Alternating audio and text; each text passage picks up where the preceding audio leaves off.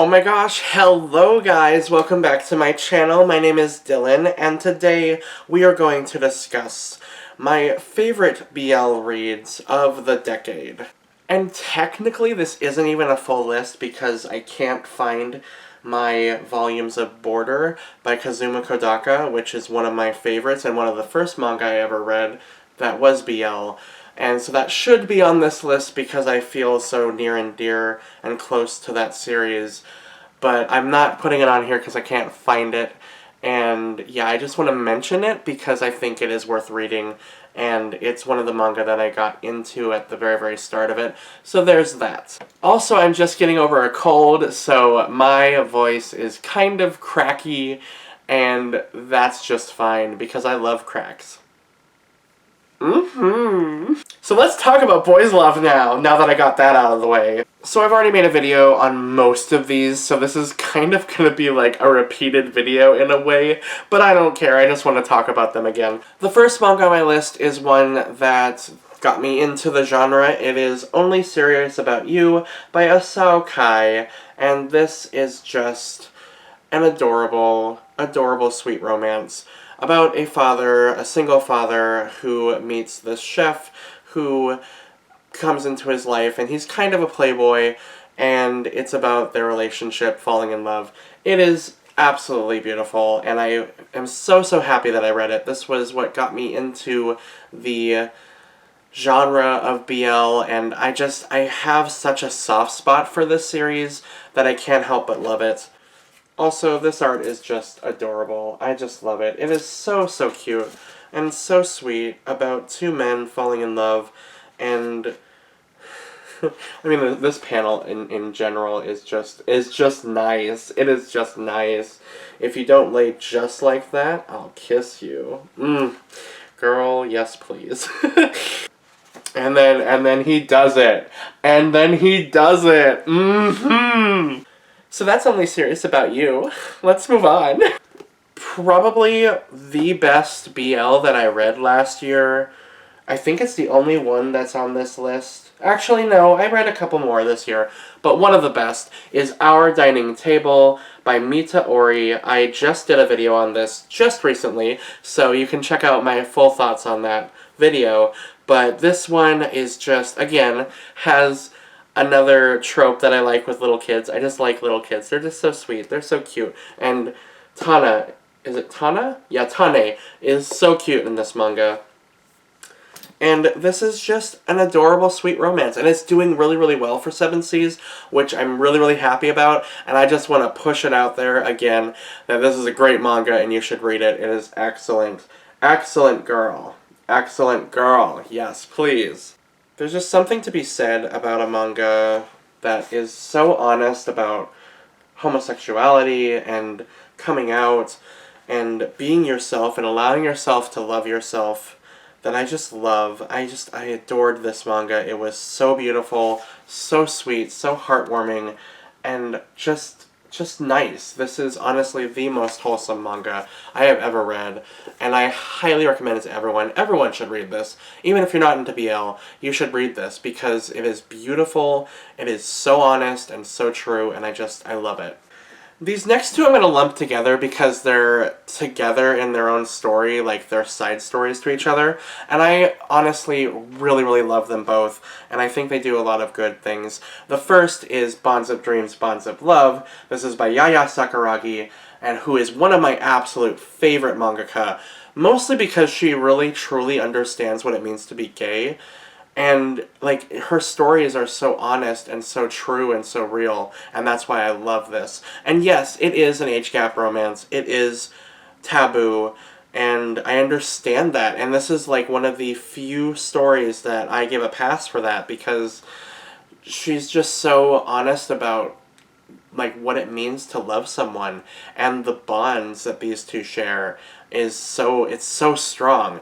And it's interesting because this one is different because it's about the little boy, or no, he's not that little, he's 18, but the boy is chasing after the guy, and the older guy doesn't want him. He wants him to leave him alone, but they do share a bond and a past together, and I feel like it's so true and honest to life, and, you know, they understand that it's wrong, but they can't stop it. It's like love is an unstoppable force.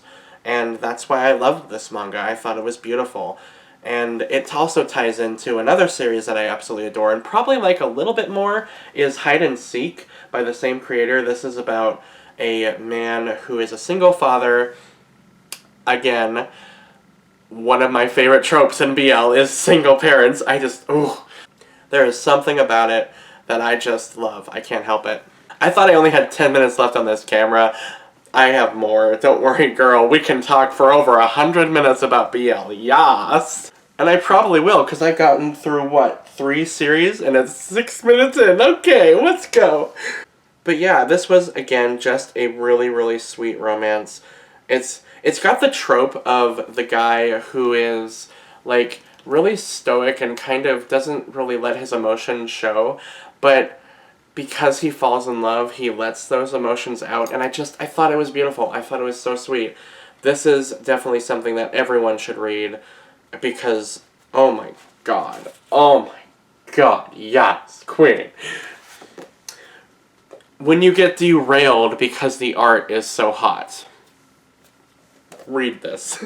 Another absolutely beautiful manga that I still think about, and I've only read it once, is I Hear the Sunspot by Yuki Fumino. This manga is just beautiful. It's about a boy who meets another boy in high school who is deaf, and he's living with his disability. And it's such an honest manga, again. That's what I love about manga. I love honest, real things. I love reading about real life and reading about, like, true to life and nature and what makes us human. That's why I love reading manga. And this is a beautiful story, basically, that just encapsulates that. And that's why I love it. Because it deals with human emotion and living with your disability and bullying and all of the pain that you feel when you can't understand someone. And I just love it. It's so beautiful. Please read it. Please read it. Just do it. It's so good. Now I guess we're gonna go into some trash that I like, because why not? It's one of my favorite reads of the decade. I can't help it. Can't help but love it. It's Crimson Spell by Ayano Yamane. I forgot her name. Yes, I did, because, I mean, I don't feel guilty for reading this one bit, but flipping through this, it just makes me smile. Ooh, girl, that back, though. Girl, that back, get it, girl, yes! Oh, and then immediately after he gets attacked by a snake, and, yeah, yes he does. Okay. Like, this was just a fun read. It's just turn off your brain reading fun. Immediately after talking about being human, we talk about this. That is a mood. Because this is just turn off your brain fun. The plot, if you can call it that, is about a man who is a sorcerer who's wielding an ancient sword that's been passed down through the generations. His name's Prince Vlad, and Prince Vald, not Vlad. I want to say Vlad because of Vlad the Impaler, but he gets impaled in this manga a lot. That is on YouTube now. Hey. And yeah, he meets this sorcerer who is trying to protect him from all of these insane things happening. Monsters, laying with him, and very inappropriate things. This is just fun. And he also has a demon inside of him, and the only way to subdue the demon is to do the demon. I love this manga so much. It is so trashy and so fun, and I just love it. Okay, moving on. Moving on, girl. One of my absolute favorite manga that I read this decade is Love Stage by Eki Eki and Taishi Zhao. I adore this series so much. It is about two young men who, when they were young, they were in a commercial together, and one of the boys, Izumi, was dressed up as a girl, so Ryoma didn't know it was a girl, and he fell in love with her, and later in life they meet again, and they do a different commercial, the same commercial, it's like the anniversary of the commercial, so they're doing it again, and they end up realizing who they are and realizing that they're both boys, and it is such a good manga. It is so fun and so honest about being gay and accepting yourself, and I just love it. Also, this art is beautiful, and this man is beautiful. This man is my favorite. I love his brother, Shogo? I love him. I love him so much. He is the man I want to be. He is the man I try to be. I adore him because he loves himself and he is himself. And that's who I want to be. I want to be the out, proud, eccentric man. And that's what I try to be. I mean, like, you've seen my videos, so you know me. But, like, that's what I want to be in public, too. Because in public, I hate admitting it, but I do kind of pull it back a little, and I don't want to. Like, I'm trying not to. I'm trying to be more free and be myself. And I don't hide it at all. I don't hide it at all. But I do hold back a little bit. Like, I pull back the reins, girl. Sometimes you just can't say things that go through your mind. So, yeah. But I love this. This is such a wonderful manga, and I'm so glad that I read it. Another just super sweet, super cute romance that I read because of my friend Val, thank you Val for giving this to me, is Go For It Nakamura by Sunday. This one is just fun. It is honestly just a fun, fluffy little romance about this boy who is falling in love with another boy in his school, and it's not their journey of love, but mostly his journey of trying to just out himself, basically, and let himself fall in love, because he keeps fondling over this guy throughout the entire manga, and like watching him but not letting himself be out, and it is so funny and so fun. I absolutely adored this so much. It is so cute. Oh, it was so cute, and I love the play. The play chapter was so sweet with Romeo and Juliet. Oh, it was so cute. And yeah, I thoroughly enjoyed this completely, and it was really mostly about them just being friends, and that was like the main plot. Not just that he was in love with him, but he wanted to be friends with what is the boy name? I don't remember his name. Hirose. He wanted to be Hirose's friend, and that is just such a true story about, letting yourself be yourself and letting yourself love someone that you love. That's why I love this manga. It's so cute and so sweet and so honest about love, and I think everyone should read it. Another one of my absolute favorite BL artists is Can Nita, and Embracing Love is my favorite work that she has written so far. I am so sad that unfortunately this manga is so long that Sublime won't publish the rest of it, and I understand that completely because it is a business. You can't publish something that won't make money, so I understand completely why it's not fully being published because it's still ongoing. But I adored this manga so much. It is about two porn stars and their life and how they fall in love with one another. And the reason I love this more than most BL manga, where there are so many tropes in BL manga that I hate, and I've made a whole video about that, but this one discusses what it means to be gay in Japan and what it means to live with that aspect of yourself and to go through discrimination and exile from your family. And there's just a lot of really deep themes in this manga that made me think, and I just loved it. I loved it so much. Not only that, but Can Nita can write a sex scene, girl. She can write it and draw it for days. This is a manga just filled with so much emotion and so much true heart.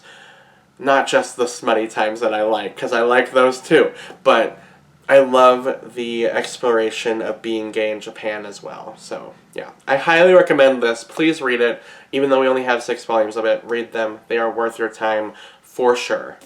And then this one's another really personal favorite of mine, and I wish we had more, but unfortunately the publisher just won't do anything with this series, and it's so sad. And that is Twittering Birds Never Fly. This is written by Can Nita, and oh my goodness, this one. This is the one. This one sent me through the emotions completely. So much so that I'm still, like, affected by it. Like, thinking about this manga right now, in this moment in time, is making me nervous. And it's because it's so personal to me.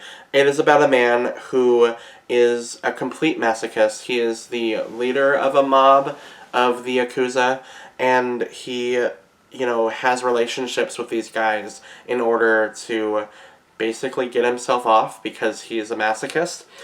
And it's about him falling, not really falling in love, but meeting a new man and meeting someone who actually cares about him. And it's about him accepting himself and trying to accept himself, rather.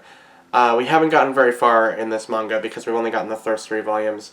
I wish we got more. I want so much more, and I want to know so much more about this character because this is just such a great exploration on the psyche of a gay man and the psyche of an abused man.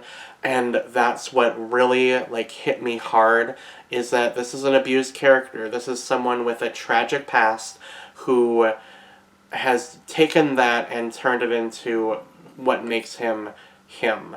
And he uses, like, I'm having a hard time explaining this. He uses abuse as a way to get himself off. And I know that sounds really strange and really, like, kind of wrong, and I might not be explaining this right, but it is just such a dark story and such a, like, a hard story to think about, because trauma affects you and it hurts you and it changes you into something else. And that's why I'm recommending this, I guess, because it is so honest. I can't help it. It is honest. And even though it sounds strange, it's real. Like, it's true. Like, fucked up shit messes you up, and that's why I am recommending this, because it is messed up, and it's honest, and it's real. Have you seen a theme here? I love real manga. I love manga that this, like, delves into the human emotion, and this is definitely one of them, and it delves into that human emotion that we don't want to talk about, the taboo emotion that no one wants to talk about. No one wants to think about people that are evil or wrong or do horrible things, but we need to talk about it. It is something we need to discuss, and I'm so happy that this manga has done that. So that's why I love it, and it made me feel more validated, made me feel like I wasn't alone in my own suffering. So yeah, we're gonna stop before I start crying. We're gonna move on because I am getting way too deep right now, and I just need to, like, climb out of this hole because it is dark in here and I need to get out. So the last manga I'm gonna end this on is one of my absolute favorites, and I actually didn't put a manga on this list that I probably should have, because I just decided I didn't even think about it, and I should have. But we're going to talk about one of my favorite, like, mangaka ever, and that is SuMoMika. She writes some of the best BL on the market, and I wish we got more of her stuff, because these two, Same Cell Organism and The Day I Became a Butterfly, are some of the best BL stories I have ever read. They are so poetic and so beautiful and so human, and I absolutely adore them. She just understands love and just, you just need to read them. You just need to read them. They are so good. I could sit here and talk about these for a long time, and I'm going to try to just be brief. Just read them. They are beautiful. They are so beautiful. They're collections of short stories that discuss love and emotion. I can't even... Twittering Birds messed me up. Girl, I can't even, like, articulate my words about this manga because I'm still thinking about Twittering Birds. Like, I'm still thinking about it, and I'm still, like, almost about to cry. So, this is hard. I am not in a good space right now. I'm trying so hard to get my head out of that last manga I talked about right now. Come on, Dylan. Focus on the good in life right now, please. I think I'm going to end this video here. I know I kind of ended on a dark note, but that's just how it goes. That's how my brain is working right now, so we're just going to stop and stop over my head or behind, whichever way you want to think of it. Go read these manga. They are all fantastic. And yeah, I adore them. And these are the best manga that I read in the decade. Far none. Honorable mention to a manga that I forgot. Read Man of Tango, please. It is so wonderful, and it is the Bara BL manga that I needed in my life. Please go read it. Go do it. Just do it, please. So thank you guys so much. What were some of your favorite BL from the past decade? Let me know in the comments below and we can talk about it. I will talk about BL forever and ever and ever. Please, please, please tell me down below, please. And as always guys, thank you so much for watching this video, and please remember, for the love of all that is gay, stay sexy!